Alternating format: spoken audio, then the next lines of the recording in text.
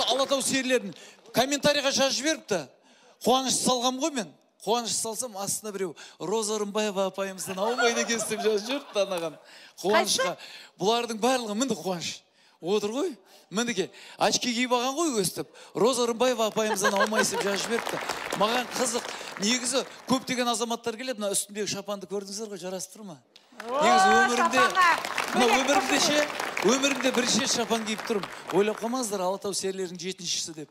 Негізі анау Жаслан деген мырза 3 жыл уәде беріп, 3 емес, кешірші Жаслан, 1 жыл. 1 жыл уәде беріп жүріп, мына шапанды әперді. Көрдіңіздер ғой. Бүгін арнайы іс жерге кимей, кірмай киіп келдім мінекей. Жасландардың кешіне. Біз өстіп енді Жасланды мен айтып бере салайыншы сіздерге. Спортпен заниматься ет деп отыр ғой. Жаслан басында бұлар Алатау серілері болмай тұрған кезде мен Жасланды көріп тұратым үй жақтан. Сол кезде мен қаяқтан келе жатсың деймін, бұны мен домбырашы деп ойламаппын негізі. Бір штангист па